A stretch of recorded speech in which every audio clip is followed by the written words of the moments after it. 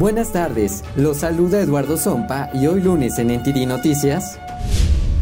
Con la diferencia en las encuestas cada vez más estrecha, los candidatos a la gubernatura de Nueva York llegaron a un acuerdo antes de las elecciones de noviembre. El presidente Biden está tratando de reunir el apoyo de los votantes jóvenes, mientras que el senador independiente Bernie Sanders da algunos consejos. La inmigración ilegal afecta a Texas y a Estados Unidos. De eso habló el expresidente Trump al dirigirse a una multitud en el estado de la Estrella Solitaria durante el fin de semana. Tras la retirada de Boris Johnson de la contienda por el liderazgo en Reino Unido, el Partido Conservador Británico anunció quién será el primer ministro del Reino Unido.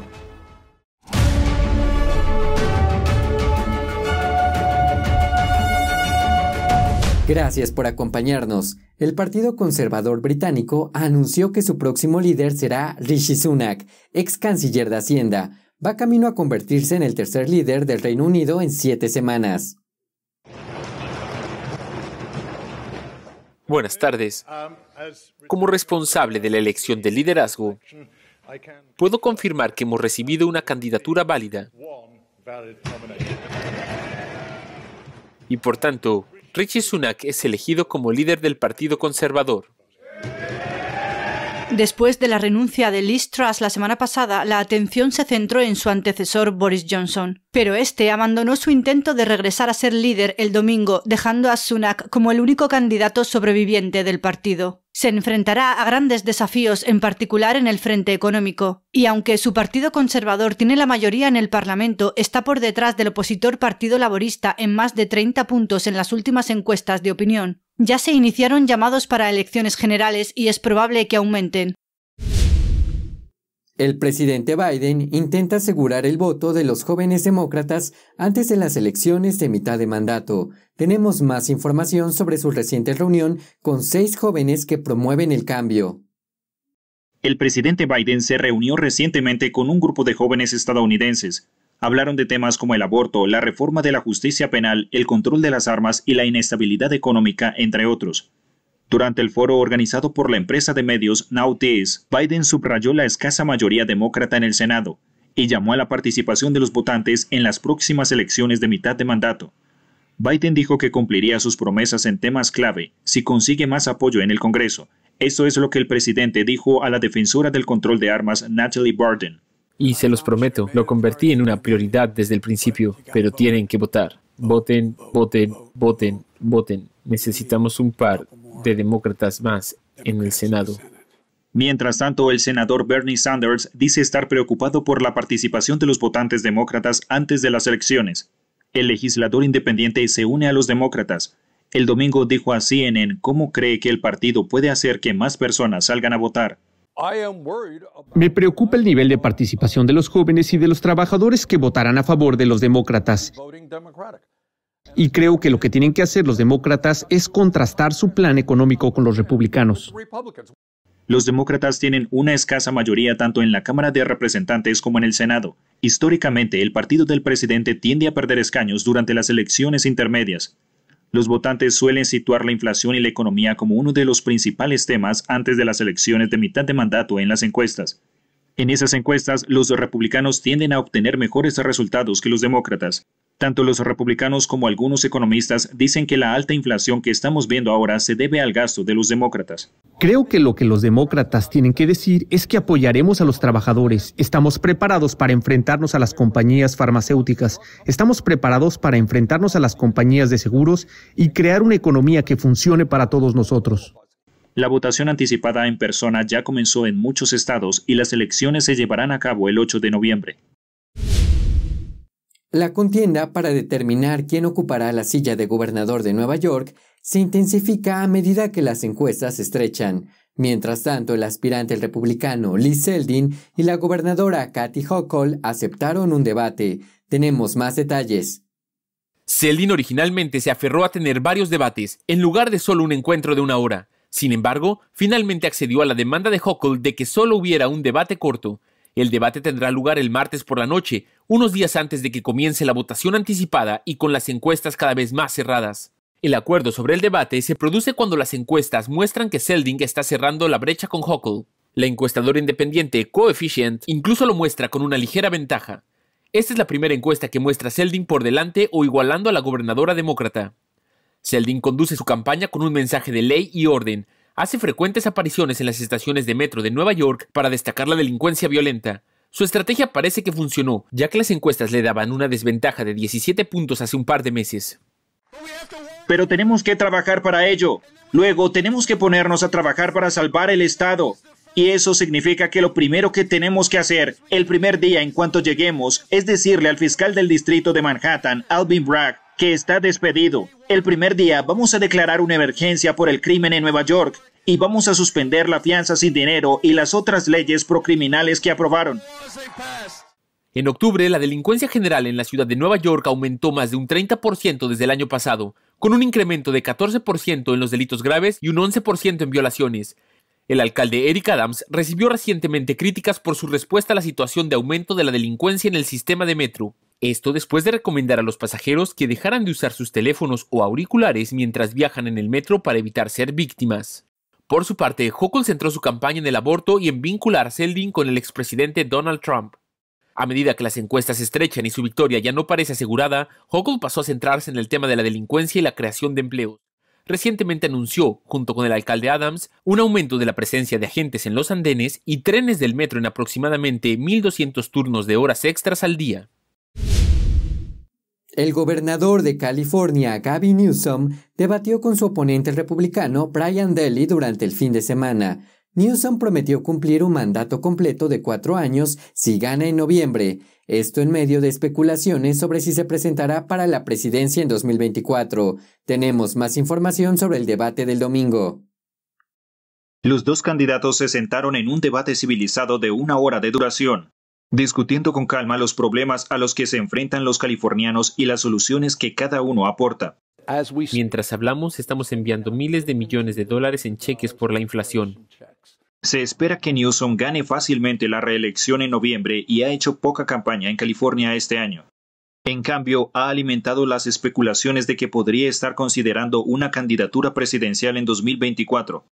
Esto se debe a que publica anuncios que desafían a los líderes republicanos en Florida y Texas, que serían posibles oponentes en una elección presidencial. Solo quiero que quede claro, ¿fue un sí a 4 años más? Sí. Dale se centró en la economía y el coste de vida, incluyendo los altos precios de la gasolina. Los californianos están huyendo de California por una razón. No pueden permitirse vivir aquí. No tienen contacto con los californianos de clase media que trabajan duro. Entonces sí, sus amigos de la élite pueden permitirse Teslas a $70,000, pero los californianos en general no tienen ninguna oportunidad, más que sufrir las políticas. El intercambio de opiniones se acentuó cuando surgió el tema de la educación. Ambos candidatos tienen hijos en colegios privados. Dale dice que las escuelas públicas del estado están fracasando debido a las políticas de Newsom. Me agreden por nuestras políticas y estrategias. Lo que tú identificas como problemas, nosotros identificamos soluciones todos los días. El debate del domingo es el único que tendrán los candidatos antes de las elecciones. La campaña de Dale recaudó menos de $1 millón y no emitió ningún anuncio de televisión. Tiene previsto conducir un camión por todo el estado y celebrar mítines hasta el día de las elecciones. Un albergue para inmigrantes ilegales en la ciudad de Nueva York está ofreciendo 24 horas de aperitivos, café y juegos. Y el expresidente Trump advierte sobre el incremento de las cifras de inmigración ilegal. Entérese después de esta pausa comercial. Ya volvemos.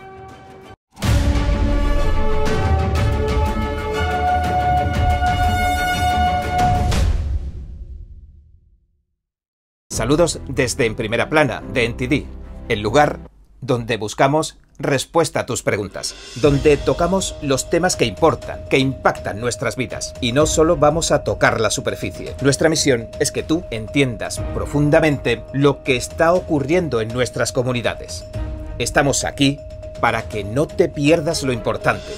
Míranos en YouTube y en Epoch TV, de The Epoch Times en español, de lunes a sábado a las 10:30 de la noche, hora del este. Te esperamos. Hasta pronto. Creo que informarse de verdad es más que solo conocer los hechos, es investigar, es buscar la verdad para ser libre. ¿Quieres saber más? ¿Quieres llegar a la fuente? Venga con nosotros al Descubierto, un programa donde no solo compartimos las noticias, sino que también vemos los hechos desde diferentes ángulos y de manera imparcial.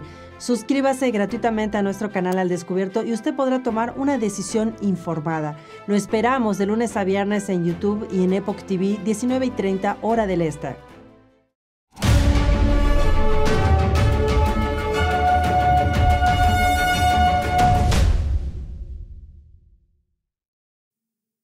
La ciudad de Nueva York abrió un albergue para inmigrantes ilegales. La ciudad les proporciona televisores, consolas de juegos y mucho más.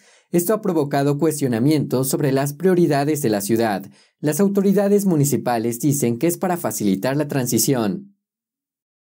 La ciudad de Nueva York abrió un albergue para inmigrantes ilegales que viajan solos luego que el alcalde Eric Adams declarara estado de emergencia debido a la afluencia. Los inmigrantes tendrán acceso a televisores, consolas de juegos, aperitivos y café gratuitos las 24 horas del día y 3 comidas al día. El comisionado de gestión de emergencias de la ciudad dijo a la prensa que las comidas serán culturalmente apropiadas.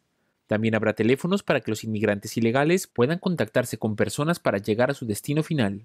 En la ciudad de Nueva York queremos ser lo más serviciales posible para que los solicitantes de asilo lleguen a donde tienen que llegar. El centro, situado en una isla junto a Manhattan, puede albergar hasta 1000 personas a la vez.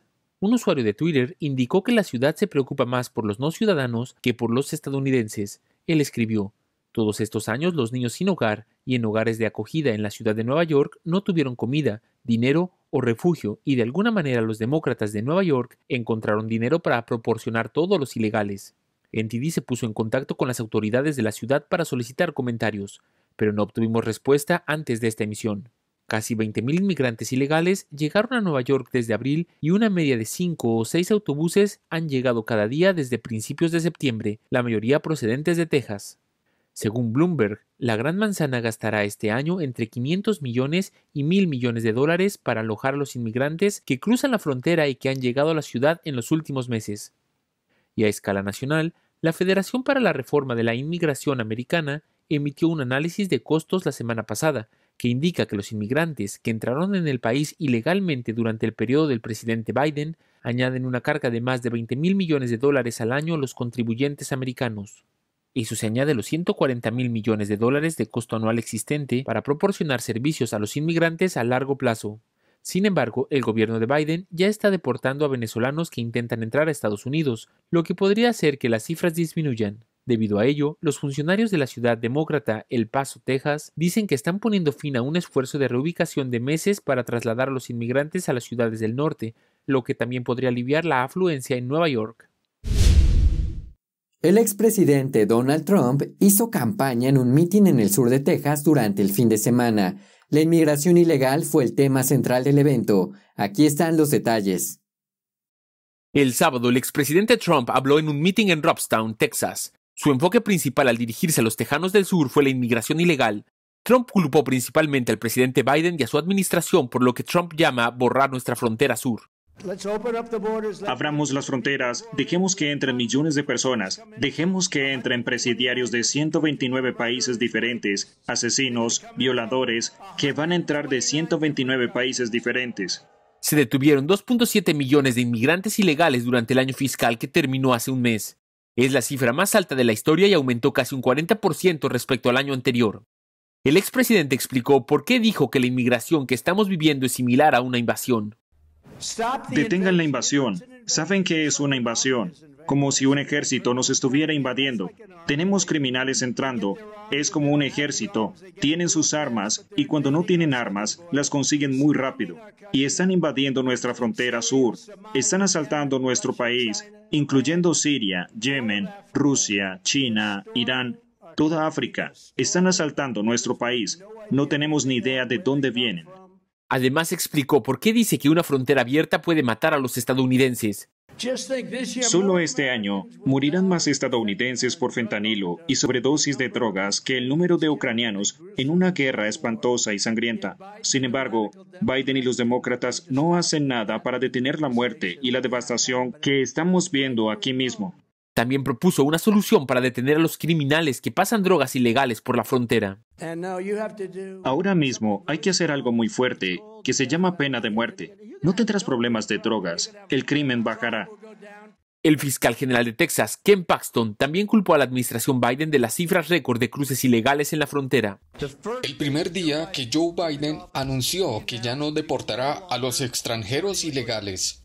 El presidente del Consejo Nacional de la Patrulla Fronteriza dice que cuando Trump cerró las puertas, la situación en la frontera mejoró significativamente. Estamos hablando mínimo de 45 años en inmigración ilegal, y él fue capaz de hacerlo durante la noche. Trump también insinuó fuertemente su postulación presidencial para 2024. Conseguí 1 millón de votos más en 2020 de los que obtuvimos en 2016 y, asimismo, conseguí más votos que cualquier presidente en ejercicio en la historia de nuestro país, con diferencia. Y ahora, para hacer que nuestro país vuelva a ser exitoso, seguro y glorioso, probablemente tendré que volver a hacerlo. NTD se puso en contacto con la administración Biden para pedir comentarios sobre las críticas de varios oradores, pero no obtuvo respuesta antes de esta emisión. La oficina del médico forense en jefe de San Francisco publicó el lunes pasado nuevos datos que muestran un aumento alarmante de sobredosis por fentanilo. Consultamos a un médico intervencionista para entender qué está provocando esta epidemia. Los datos que publicaron las autoridades de la ciudad de San Francisco muestran un incremento preocupante de sobredosis y muertes relacionadas con el fentanilo. En septiembre, 3 de cada 4 muertes relacionadas con drogas incluyen fentanilo. El fentanilo está clasificado como un opioide sintético y creo que el fentanilo se ha disparado en los últimos años porque la oxicodona, que ha sido muy recetada en todo el país, prácticamente no se consigue. Scott Silverman, médico intervencionista y director de recuperación confidencial, explicó en TD por qué el fentanilo se ha convertido de repente en una sustancia tan generalizada. El fentanilo es algo que en realidad es fácil de hacer, fácil de importar, y los fabricantes que lo están elaborando ven a Estados Unidos como un objetivo muy grande y un gran consumidor. La administradora de la DEA, Ann Milgram, dijo: el fentanilo arcoíris, píldoras y polvo de fentanilo que vienen en una variedad de colores brillantes, formas y tamaños, es un intento deliberado de los traficantes de drogas para provocar adicción entre niños y adultos jóvenes. Hace poco hubo una redada de la DEA y el medicamento tenía forma de bloques de Lego. Sé que hay mucha preocupación con Halloween de que la gente entregue esos caramelos. Los datos que cubren las muertes desde enero de 2020 hasta el presente muestran que en San Francisco se produjeron más de 1.800 muertes relacionadas con las drogas. Eso es casi el doble de las muertes de COVID-19, que fueron poco más de 1.000. Cada día, 400 personas sufren una sobredosis de algún tipo de opioides en todo el país. Silverman subraya que San Francisco tiene que hacer una campaña para concientizar y educar al público. Lo más importante que podemos hacer es hablar de esto, como estamos haciendo ahora, y reducir el estigma, y darnos cuenta de que el fentanilo no es una droga de fiesta, es un veneno. Scott Silverman dice que el Centro de Tratamiento Recuperación Confidencial trabaja con todo tipo de personas en el sector privado. Este mes lanzó una nueva organización enfocada en veteranos de guerra y en su recuperación. Para crear un cambio sistémico, tenemos que hablar de ello. Tenemos que sentarnos a la mesa con nuestros hijos y tenemos que escuchar y entender que esto es un veneno y que hay opciones. Según los CDC, las intoxicaciones por drogas siguen siendo la principal causa de muerte entre los americanos de 18 a 45 años. En 2021, casi 110,000 americanos murieron por sobredosis de drogas. Los padres y los profesores de California exigen tanto respuestas como una investigación policial sobre un controvertido grupo de defensa LGBT que se promueve en las escuelas públicas. Hablamos con una madre que encabezó su propia investigación. A principios de este mes, un grupo de líderes de la comunidad pidió una investigación sobre un grupo de apoyo LGBT llamado Proyecto Trevor. Celeste Filler, una madre en el Valle de Coachella, al sur de California, y miembro del grupo de Mamás por la Libertad del condado de Riverside, dijo a NTD sobre su investigación y sus hallazgos personales al investigar el sitio web en cuestión. Se trata de prevención de suicidio de jóvenes LGBTQ de 13 a 24 años.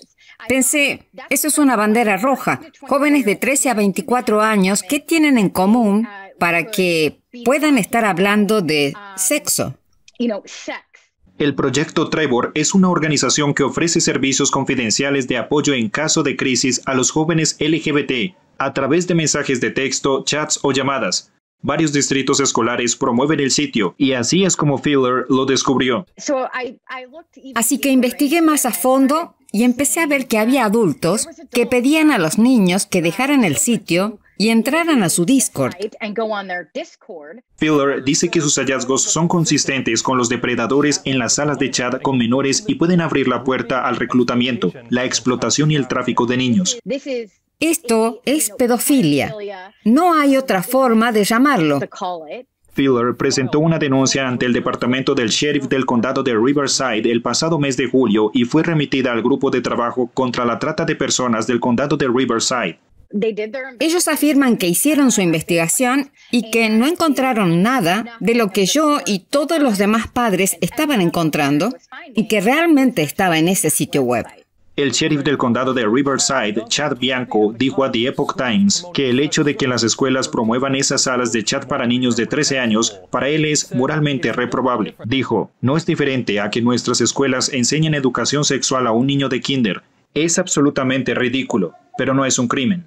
Bianco dijo que si los padres no están contentos con la dirección de las escuelas, la culpa debe recaer en los legisladores y los miembros de la junta escolar, no en las fuerzas del orden. Filler está de acuerdo. Tenemos que tomar el control de esta situación. Esta gente viene por nuestros hijos. Tenemos que parar esto. Nosotros somos la fuerza. Ellos no tienen voz, no entienden, no pueden comprender estas cosas, no pueden defenderse, y es nuestro trabajo hacerlo. El proyecto Trevor no ha respondido a las solicitudes de comentarios. Sin embargo, la organización afirma que su propósito es ayudar a los jóvenes LGBT en dificultades y proporcionarles asesoramiento. Daniel Hall, NTD Noticias, California. Al regresar, una activista provida nos relata sus experiencias de aborto. Además, tenemos información sobre un presunto submarino nazi encontrado en Argentina. Quédese con nosotros.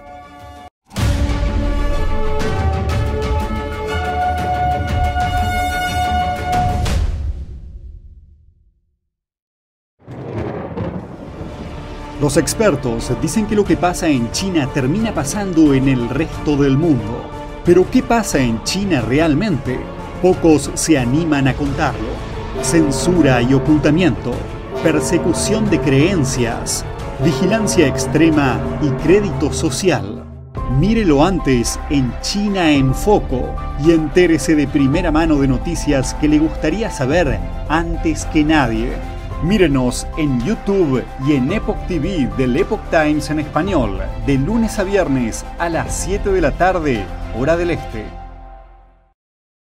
América Latina pode, nesse momento, ser o grande farol para a nova esquerda que nós precisamos criar no mundo.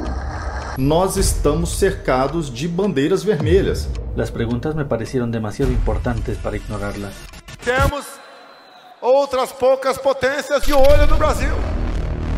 ¿Qué intereses extranjeros hay en esta disputa? Há riscos de ataques de diversas formas e origens. Quise llegar a la verdad de estos hechos y de lo que significa.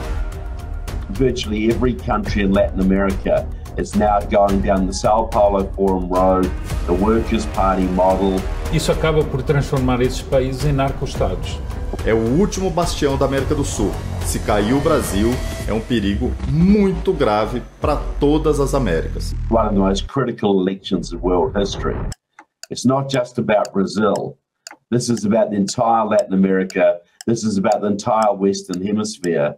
And if the Western Hemisphere falls, that's it. That's a communist world. So that's the short answer.